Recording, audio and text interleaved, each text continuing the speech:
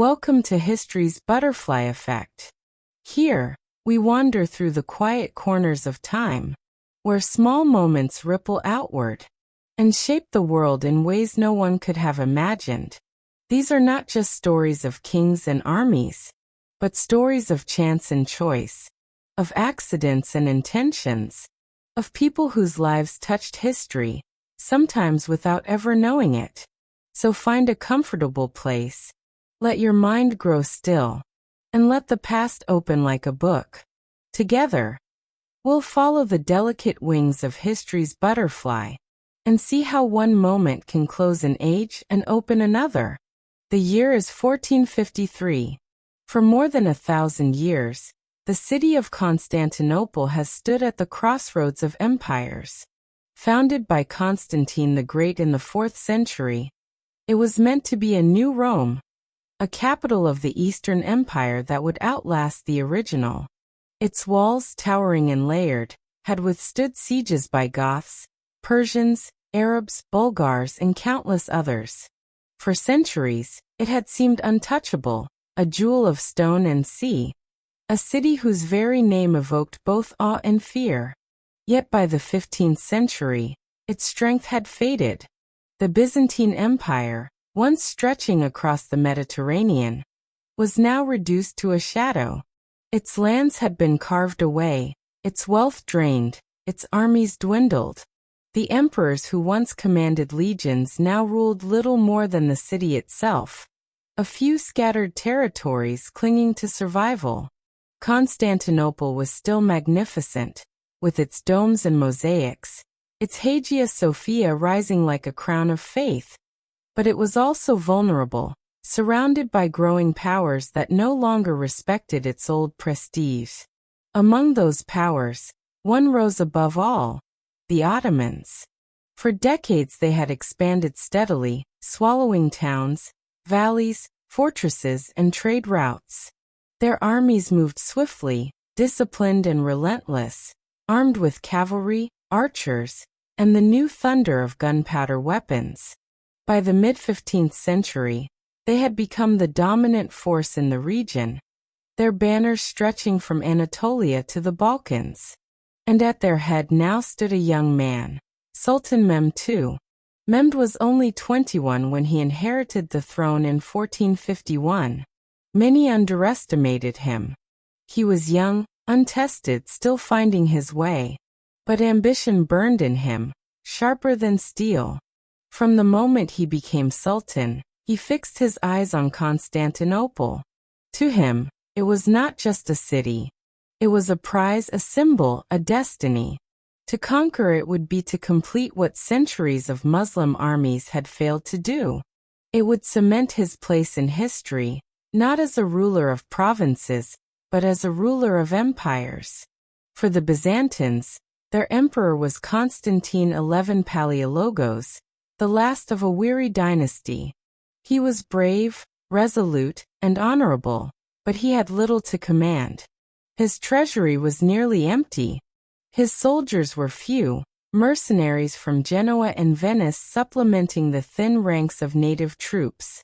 His people still filled the streets, still prayed in the great churches, still believed that their city, protected by God, might endure.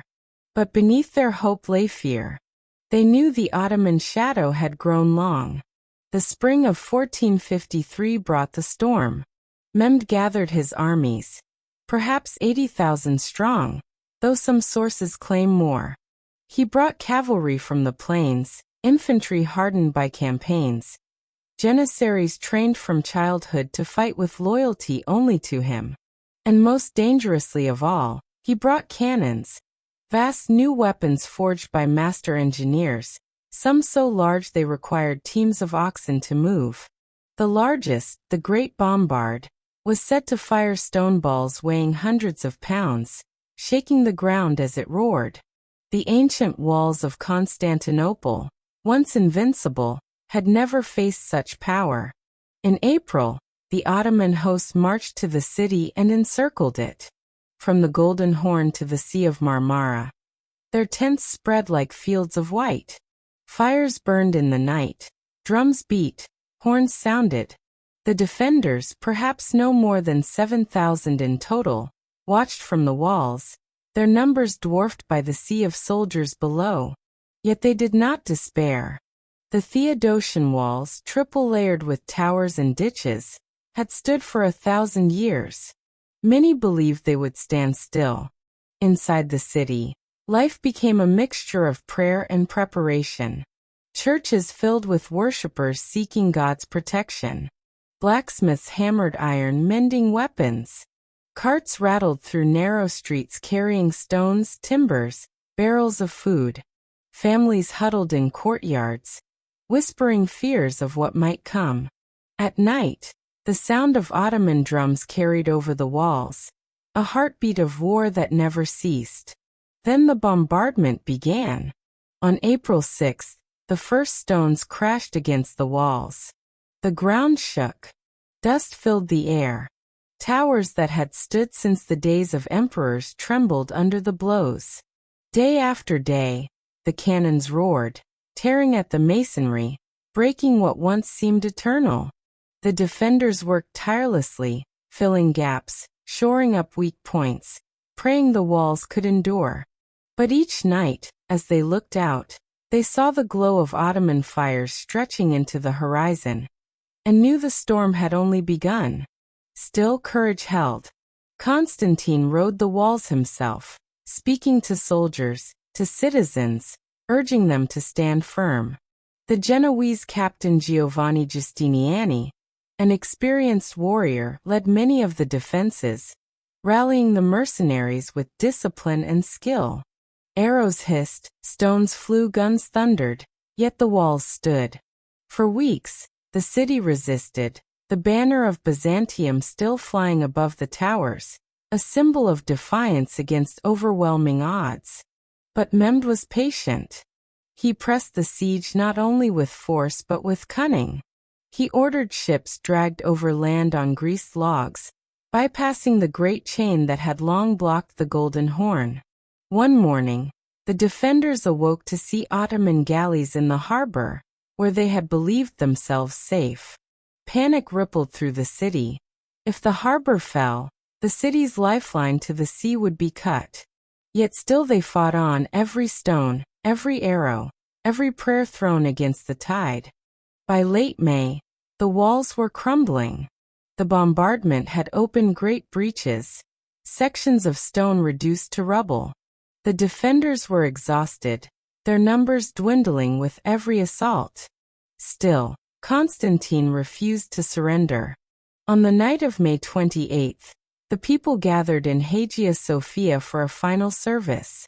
Candles flickered, voices rose in hymns, prayers filled the vast dome. Christians of every tongue, Greeks, Latins, Genoese, Venetians, knelt together, knowing it might be their last night. At dawn, the final assault came. Ottoman drums thundered, horns blared, and the great army surged forward. Waves of soldiers crashed against the broken walls, climbing ladders, forcing breaches. The defenders fought desperately, but numbers told. Giustiniani was wounded and carried away, his men faltering without him. Constantine, the last emperor, cast aside his imperial robes, taking up his sword.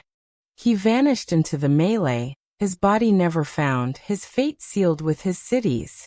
By midday, the banner of the Ottomans flew above Constantinople. The gates were broken, the streets filled with soldiers. Some wept, some prayed, some resisted until the end. The Hagia Sophia, once the heart of Christian Byzantium, became a mosque, its great dome echoing with new prayers. The 1,000-year empire was gone. Yet the fall of Constantinople was not only an ending. It was a beginning. Scholars fled west with manuscripts, carrying the wisdom of Greece and Rome to Italy, where the Renaissance bloomed. Traders, blocked from eastern routes, looked westward across the ocean, sparking voyages that would discover new worlds. The Ottomans, triumphant, became a great empire, bridging east and west. The fall of a city had changed the course of history, closing one age and opening another. The fall of Constantinople sent shockwaves across the known world. News traveled slowly in the 15th century, carried by ships, by merchants, by letters scrawled in hurried hands. Yet when word spread westward into Europe, it was received with disbelief. Constantinople had been the bulwark, the last fortress of Christendom in the East. Its walls had stood for 1,000 years, sheltering emperors, treasures, saints. Now it had fallen, and to many, it seemed as though the very earth had shifted beneath their feet. In Rome, Pope Nicholas V mourned deeply. The Pope had long urged Christian princes to unite against the Ottoman threat, but they had been divided, distracted by rivalries, by wars of their own. Now the warnings seemed prophetic. The greatest Christian city of the East was lost, its churches stripped, its relics scattered, its people conquered. Some spoke of launching a new crusade, of uniting the kingdoms of Europe to drive the Ottomans back. But the crusading spirit had waned. France and England, scarred by merchants in Venice and Genoa, felt the loss keenly. For centuries they had profited from trade through Constantinople, from the flow of spices, silks, and gems from Asia. The Ottomans, now in control, could dictate the routes, the prices, the terms.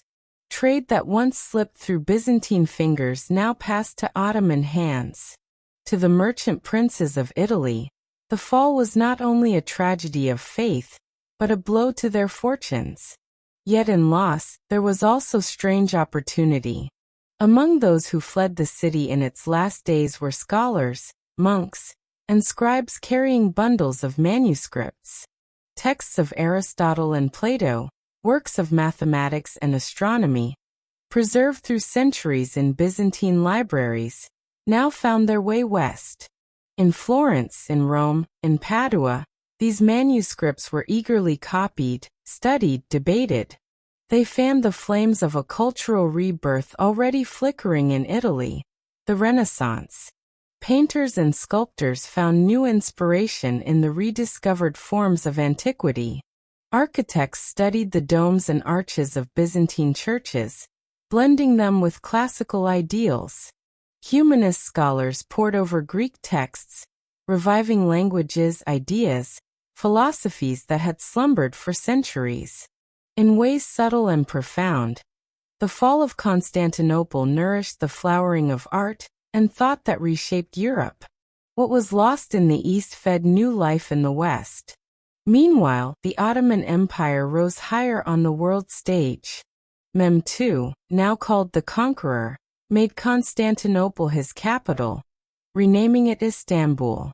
He restored its markets, repaired its aqueducts, repopulated its neighborhoods with people from across his empire. Hagia Sophia became a mosque, but Mehmed also protected many Christian churches, seeking to present himself not only as a conqueror, but as a ruler of many faiths. He invited scholars, poets, and engineers to his court, determined to make from Istanbul. The Ottomans expanded relentlessly. They pushed deeper into the Balkans, pressing against Hungary, threatening the heart of Europe. They extended their reach across Anatolia, binding disparate lands into a unified realm. Their fleets patrolled the Aegean, the Black Sea, the Mediterranean. To Christians of the West, it seemed as though a new empire had risen from the ruins of the old, an empire both feared and respected, a power that would dominate for centuries. For the ordinary people of Constantinople, life changed but did not end. Some fled, carrying memories of the old empire into exile. Others stayed, adapting to new rulers, new laws, new customs. Markets still bustled with traders selling spices and fabrics. Children still played in narrow alleys. Fishermen still cast nets into the Bosphorus, drawing up glimmering silver fish. Empires might rise and fall, but life had a way of continuing, of bending without breaking. To the West, however, the loss of Constantinople meant something more profound. For centuries, Europeans had relied on eastern trade routes through Byzantium to bring the riches of Asia to their tables: pepper, cinnamon, nutmeg, silk, porcelain.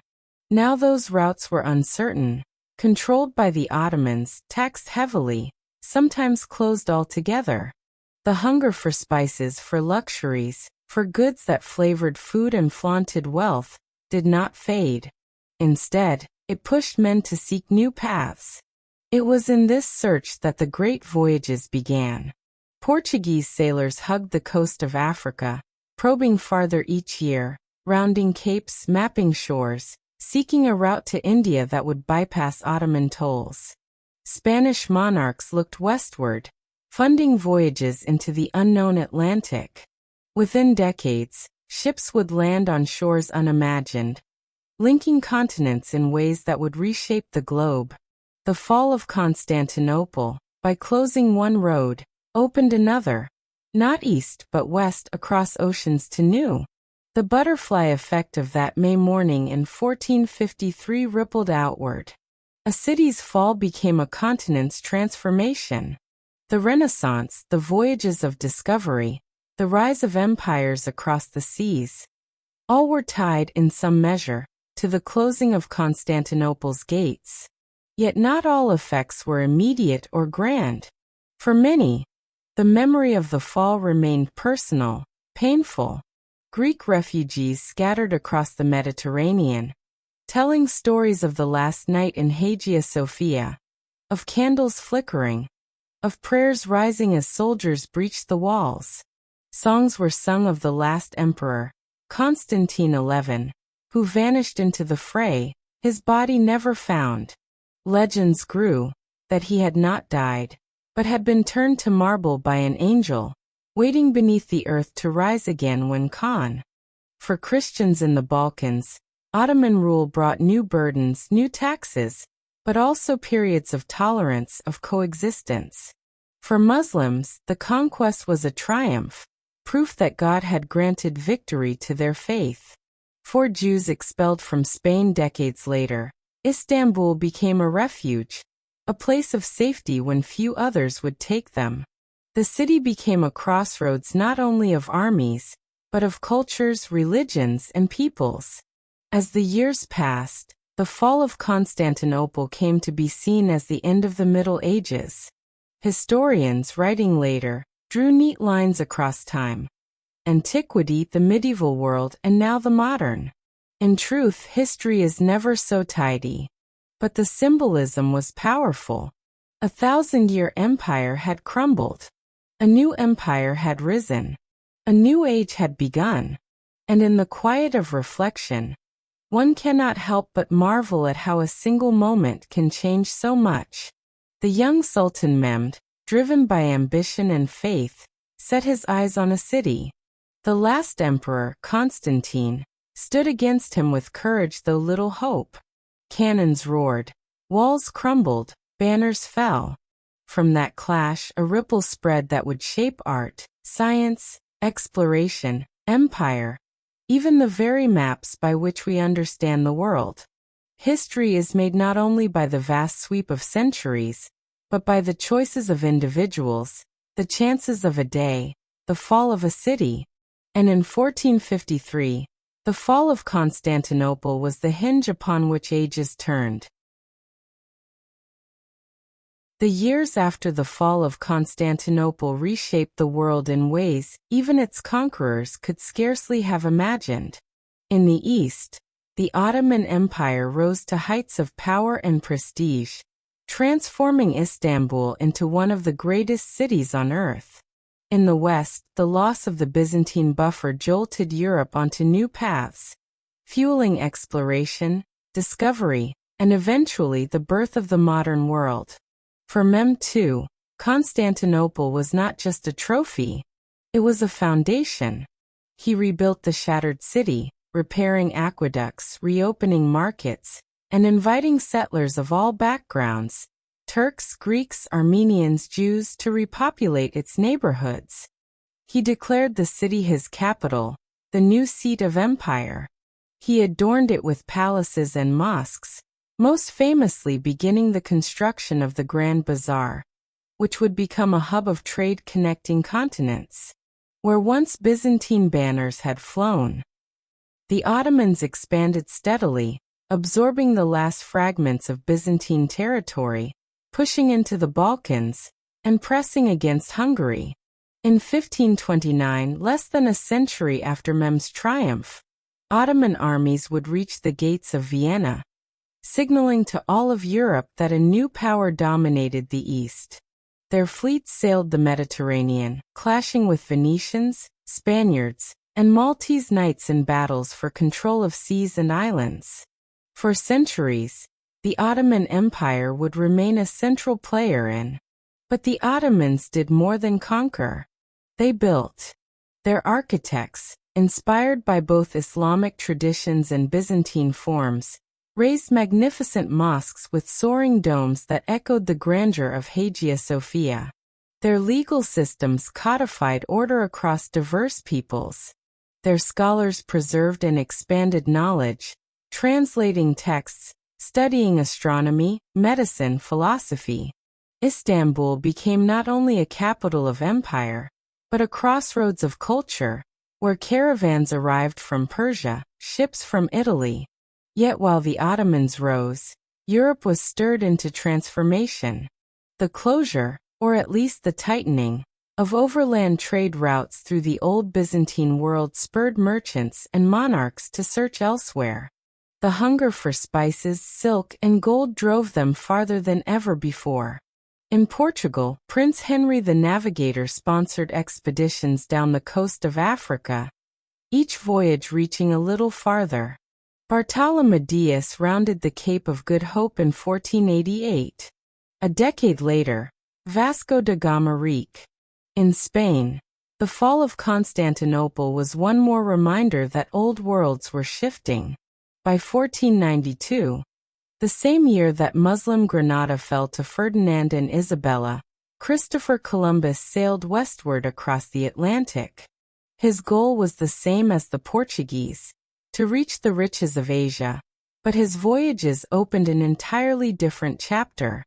The Americas, long unknown to Europe, entered the global story, their peoples, lands, and resources soon to be drawn into a web of empire and exchange.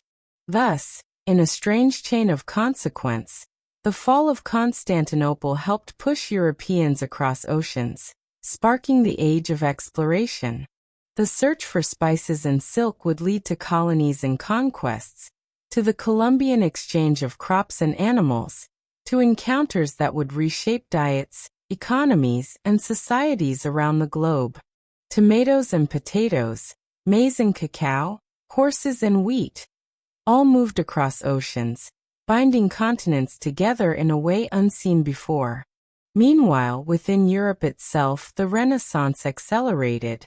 The arrival of Greek scholars and texts after 1453 breathed new life into humanist studies.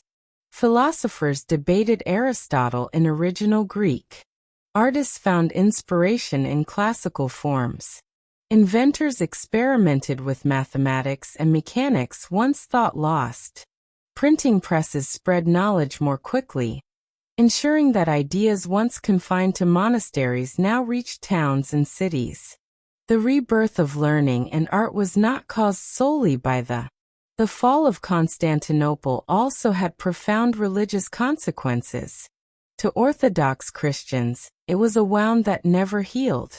For centuries, Constantinople had been the seat of the Patriarch, the heart of their faith. Now it lay under Ottoman rule, its great church converted into a mosque. The sense of loss and exile ran deep, shaping the identity of Orthodox communities across the Balkans and Russia. For many, Moscow began to see itself as the Third Rome, the last protector of orthodoxy after the fall. To Catholics in the West, the fall was both tragedy and warning. Popes and priests preached of the need for unity, of the threat posed by Islam's expansion. But they were also consumed by divisions of their own. Schisms, rivalries, politics. Instead of launching great crusades, they often settled for speeches and prayers. Still, the memory of 1453 lingered, feeding centuries of conflict between Christian Europe and the Ottoman world. Economically, the consequences rippled as well. Ottoman control of Constantinople allowed them to dominate trade routes between Europe and Asia. Goods flowing from India and China now passed through their markets, taxed and priced to their advantage. European merchants, cut off from easy access, scrambled to adapt. Some turned north, seeking routes through Russia. Others looked increasingly to the sea. In this way, the Ottomans inadvertently pushed Europe outward, a pressure that would, within decades. The butterfly effect extended even further. Consider the scientific revolution. By fueling the Renaissance, by inspiring curiosity, by spreading ancient knowledge westward, the fall indirectly contributed to the intellectual ferment that would produce Copernicus, Galileo, and Newton. The rediscovery of classical texts, the fusion of Islamic science and European inquiry, the hunger for exploration and understanding, all were intertwined in a chain of consequence that stretched back, in part, to the fateful. In the Muslim world, the conquest of Constantinople was celebrated not just as a victory of empire, but as the fulfillment of prophecy. For centuries, it had been said in Islamic tradition that one day the city of Constantine would fall to the faithful.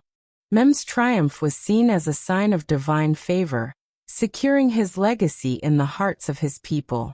His successors would expand upon his foundation, leading the Ottomans into what many would call their golden age, under rulers like Suleiman the Magnific. For the world beyond, the fall of Constantinople marked a turning point. To many historians, it symbolized the end of the Middle Ages. Though history rarely obeys neat labels, the date 1453 became a marker. The close of one era and the dawn of another. Medieval Christendom, with its crusades and castles, gave way to the modern world of exploration, empires, and nations. And yet, amid these sweeping changes, the human side remained. Families displaced from Constantinople remembered their homes in stories told to children.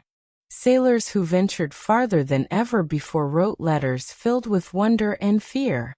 Artists sketched domes and arches inspired by what they had seen in the old city. Traders spoke of new spices, new fabrics, new maps that expanded their imaginations. The fall was not only a political event. It was a human one, shaping lives in ways both intimate and, in the centuries that followed, the city itself remained at the center of worlds. Istanbul grew into a metropolis of 500,000 people, its skyline dominated by domes and minarets, its harbors crowded with ships from across the Mediterranean and beyond. It was a city where cultures met, where Italian merchants bargained with Turkish officials, where Jewish refugees from Spain found homes, where Greek Christians still sang hymns in ancient liturgies, where travelers from Persia, Arabia, and India flow. The symbolism of the fall also endured in memory and myth. Europeans told tales of the last emperor, Constantine XI, who had fought bravely at the breach, his sword flashing until the end. In Greek legend, he was said not to have died, but to have been turned to marble by an angel, hidden beneath the earth, waiting for the day he would rise again to reclaim his throne. Such myths sustained hope, even in centuries of foreign rule, reminding people that history is never only about loss, but also about dream. As for the Ottomans, their victory became a cornerstone of identity. Mehmed II was remembered as Fatih, the conqueror. His successors used the triumph as proof of their divine right, their destiny to lead. The city they had taken became the jewel of their empire, and through it, they projected power across 3 continents. From the gates of Vienna to the deserts of Arabia, from the coasts of Africa to the mountains of Persia, the ripples of 1453 extended outward, shaping the fate of nations. It is tempting, with hindsight, to see inevitability in these events. To imagine that Constantinople was always destined to fall, that Europe was always destined to explore, that the Renaissance was always destined to bloom. But history is never inevitable. It is a tapestry woven of choices and accidents, of ambition and hesitation. Had Mehmed faltered, had Constantine received more aid, had the cannons cracked instead of fired, perhaps the city might have held a little longer. Perhaps trade would have flowed. But what happened did happen. And from it a new age dawned. The maps of the world expanded. The ideas of the ancients found new voices. Empires rose across seas. Science and art leapt forward. All because one city, after 1,000 years, finally fell. The centuries that followed the fall of Constantinople carried its echoes into every corner of the world. The Ottomans, having claimed the great city, built an empire that would endure for nearly 500 years. Europe, shaken by the loss of its eastern bulwark, turned outward to seas and colonies, reshaping continents far beyond its shores. And the memory of 1453 itself, that single moment of collapse and conquest, remained a symbol, invoked again and again as generations sought to make sense of they. In the Ottoman world, Istanbul became not only a capital, but a jewel.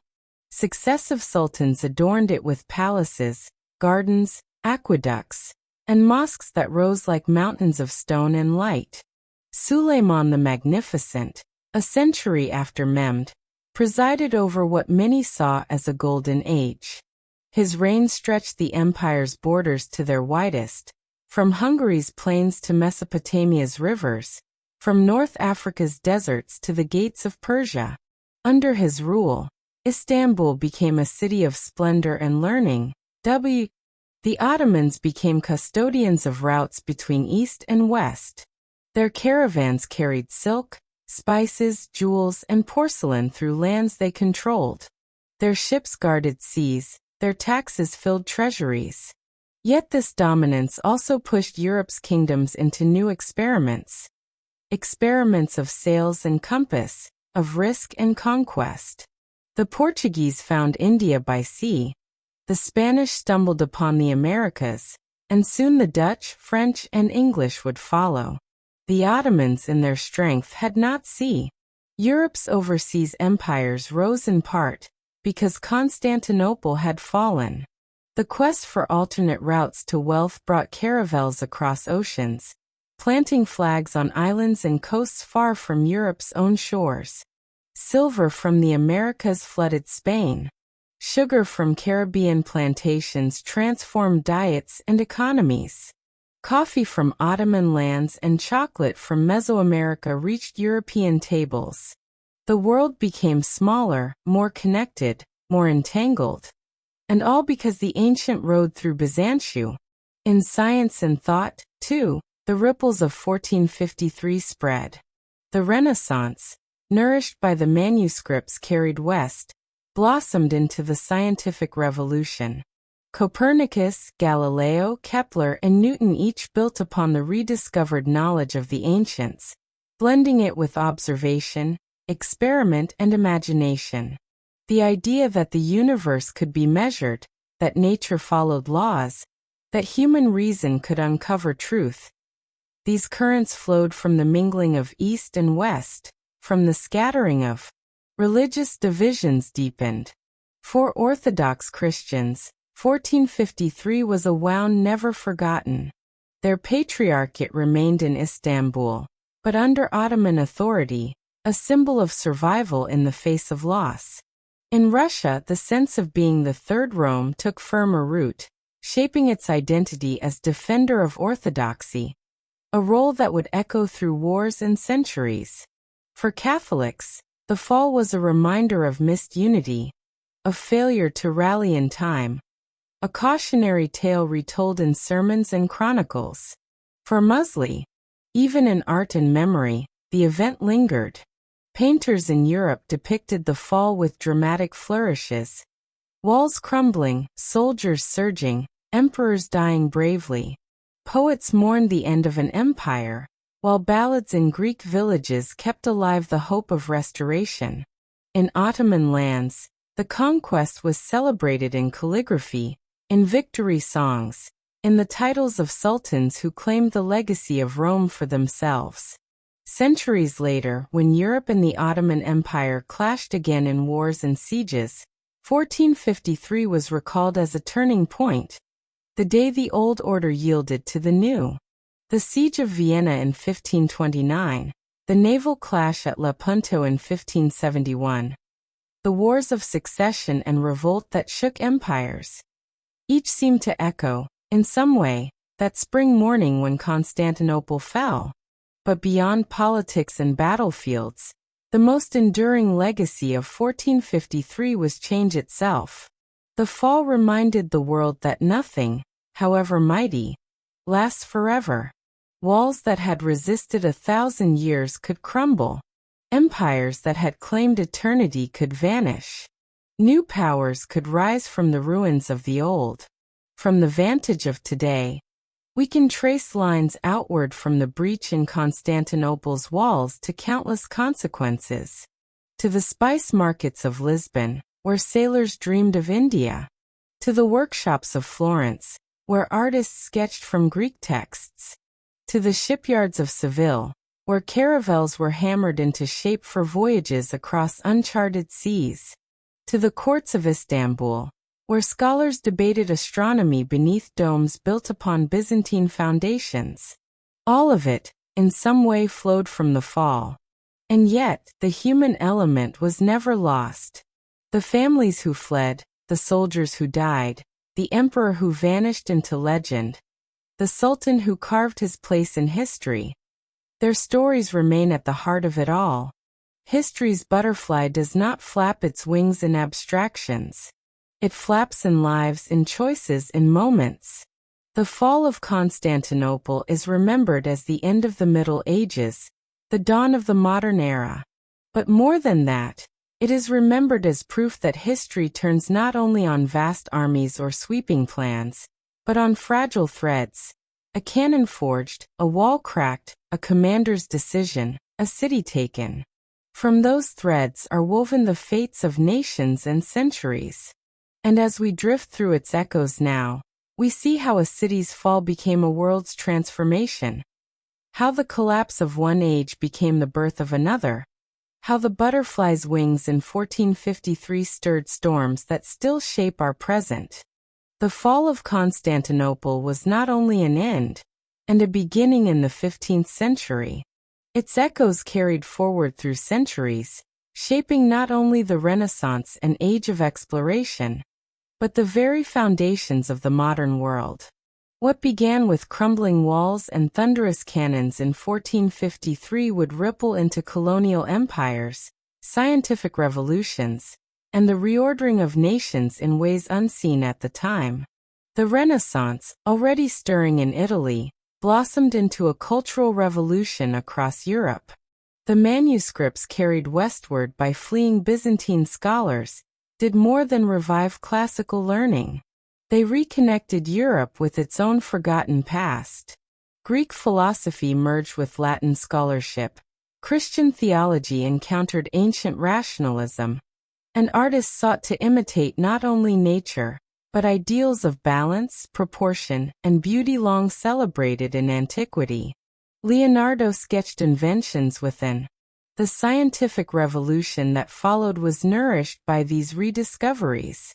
Copernicus, inspired by classical models and Arabic astronomy, challenged the Earth-centered cosmos.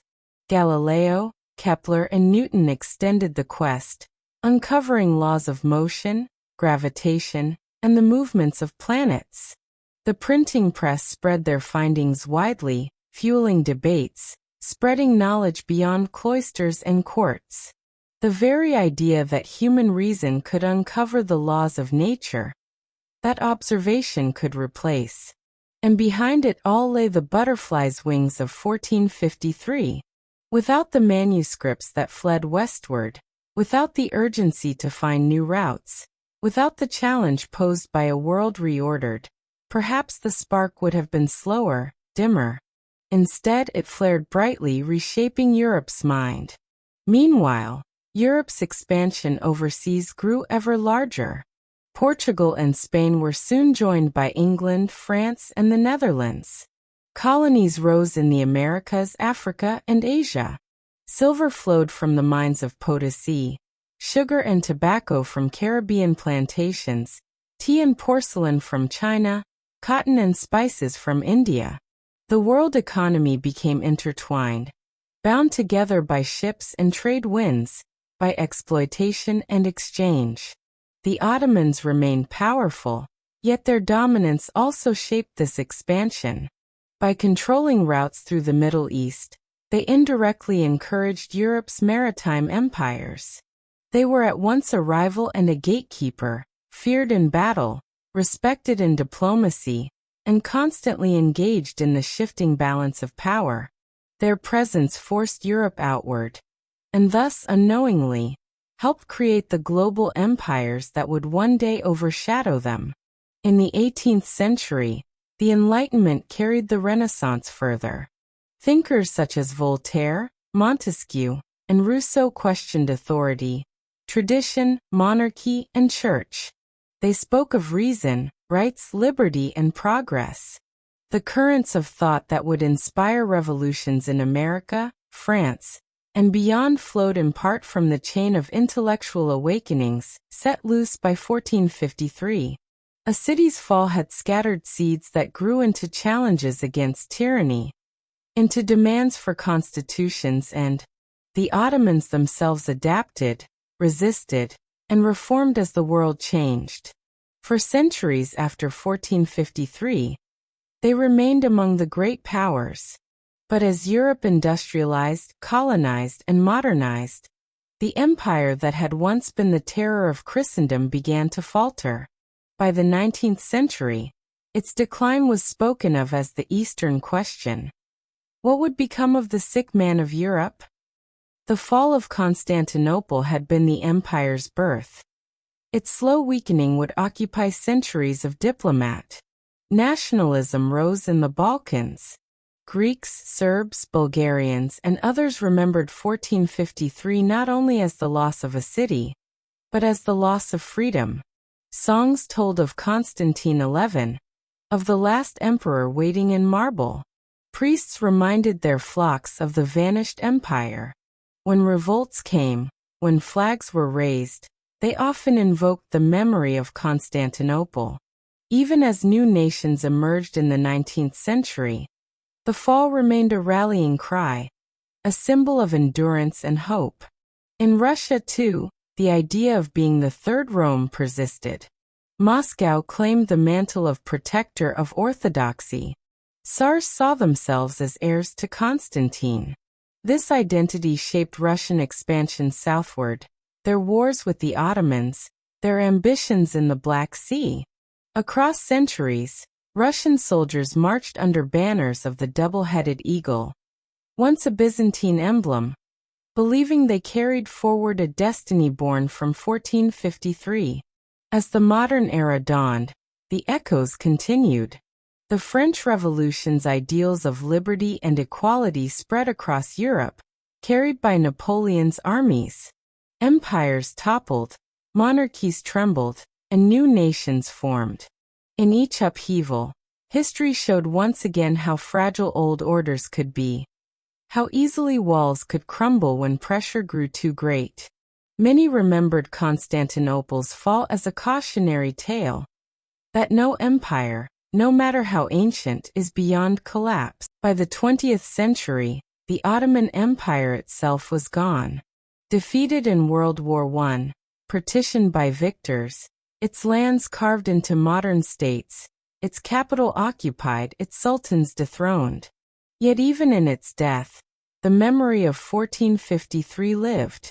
Turkish nationalists, led by Mustafa Kemal Ataturk, reclaimed sovereignty, turning Istanbul into a city of a new republic. To them, the conquest of 1453 was not an Ottoman triumph alone, but a foundation of Turkish identity itself. Each May 29th, it was commemorated W. In Greece, memory remained different, sorrowful, nostalgic, a remembrance of loss. In Russia, it remained a symbol of mission. In Europe, it remained a marker of change. The same event, remembered in different ways, became part of the identities of nations, of peoples, of centuries. And still, the ripples reached further. The age of exploration, sparked in part by the closing of eastern routes, had led to colonization, to slavery, to exchange. The Renaissance had led to science, to revolutions, to enlightenment. The Ottoman conquest had led to centuries of power, but also to centuries of struggle. All of it, in ways vast and intimate, flowed from that single spring morning when Mehmed's cannons cracked the walls of Constantinople. As we look back, it is tempting to see patterns, to draw lines of cause and effect like threads on a map. One event, one choice, one accident, and from it cascades of change. The butterfly of history does not flap its wings in isolation. It touches art, science, faith, war, love, fear. It touches us. And so the story of 1453 is not just the story of a siege, or a city, or an empire.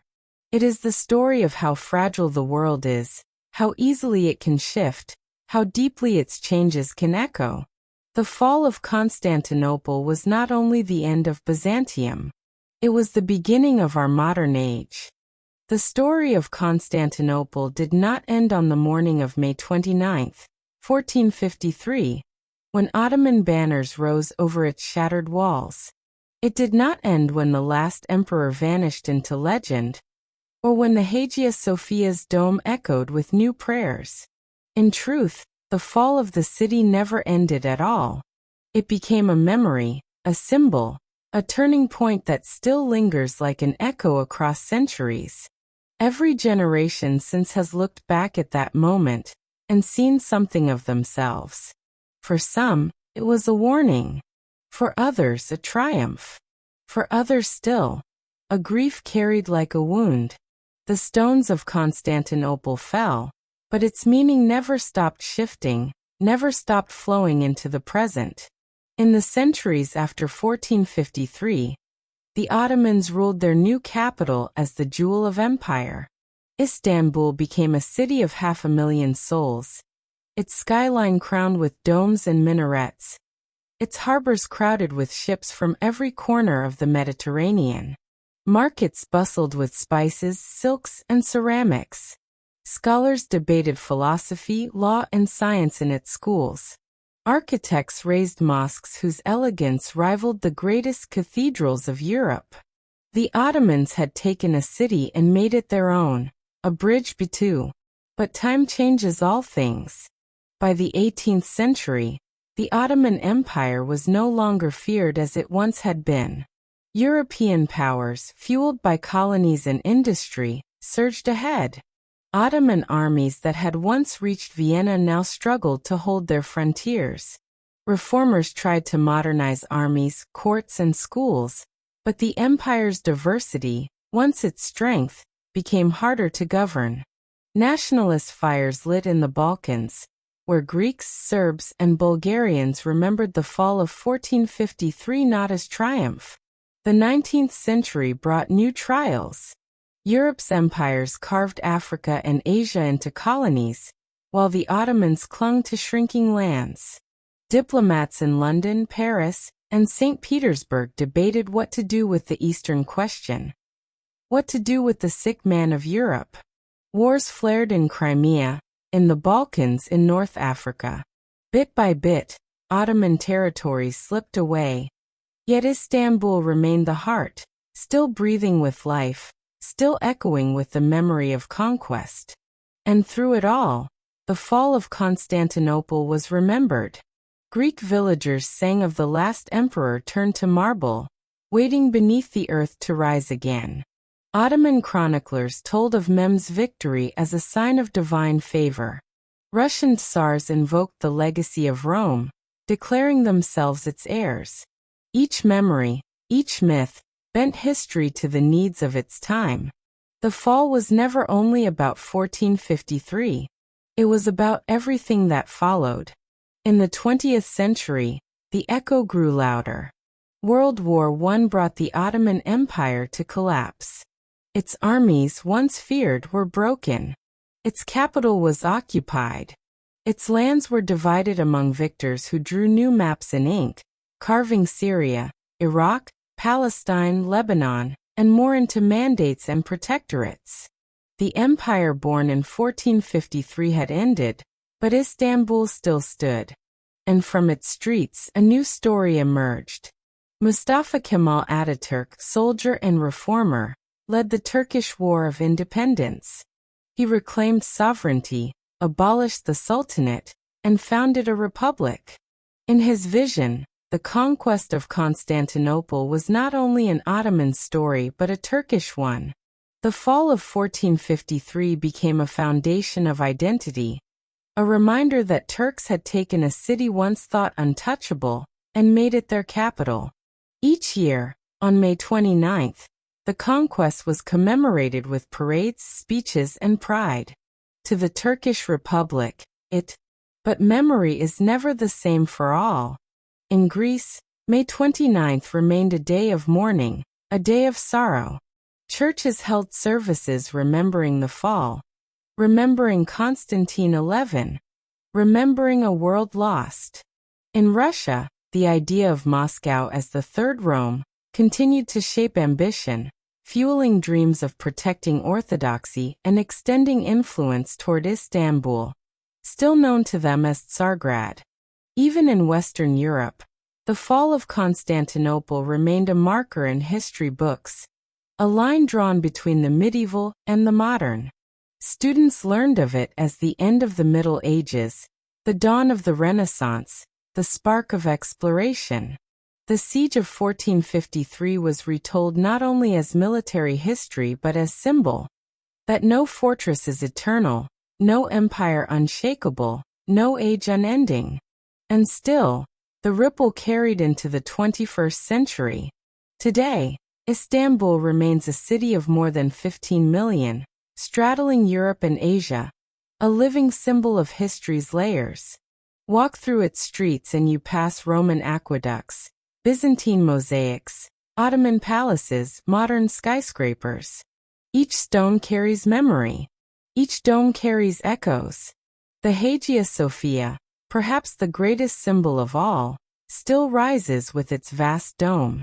Built as a Christian basilica in the 6th century, converted to a mosque in the 15th, turned into a museum in the 20th, and again declared a mosque in the 21st. It embodies the layers of history like no other building on earth. Step inside, and you feel the weight of centuries, the blending of faiths, the shifting of power, the resilience of stone and spirit alike. Politically, too, the fall of Constantinople continues to matter. The division between East and West, between Europe and Asia, between Christianity and Islam. All of these were sharpened in 1453 and still shape our world. Turkey today stands as a bridge, a NATO member straddling continents, a nation both European and Middle Eastern. Russia's ambitions toward the Black Sea and beyond still echo with the old dream of reaching Constantinople. Greece still remembers its lost empire. Europe still measures its in global memory. 1453 endures as one of those dates everyone knows, a hinge in history. Not because time is neatly divided into eras, but because we need symbols. We need markers. And the fall of Constantinople gives us one. An image of walls broken, banners raised, empires falling, new worlds rising. Yet beyond politics, beyond empires, beyond maps, the true echo of 1453 is human. It is in the refugee who carried a manuscript west, preserving knowledge. It is in the sailor who sought a new route and found a new world.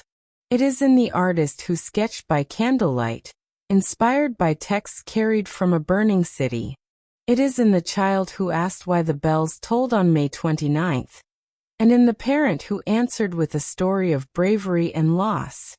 History is not only the grand sweep of armies and empires. It is these small ripples, these quiet echoes, these butterfly wings that carry forward. And so, as we drift at last to the end of this story, we remember not only that Constantinople fell, but that from its fall, the world we know was born. Close your eyes now. Picture the great walls, broken but proud. Picture the emperor at his last stand, sword flashing in the dawn. Picture the Sultan, young and determined, gazing upon the city that would be his destiny. Picture the Hagia Sophia's dome, rising still against the sky, changing but enduring. The butterfly of history flapped its wings in 1453, and its echo has never ceased. So let the story rest now, as the city rests, as empires rest. Let memory carry it. Let time hold it. And let your mind drift gently into silence, knowing that even in endings, there are beginnings, and even in ruins, there are ripples that shape the ages to come.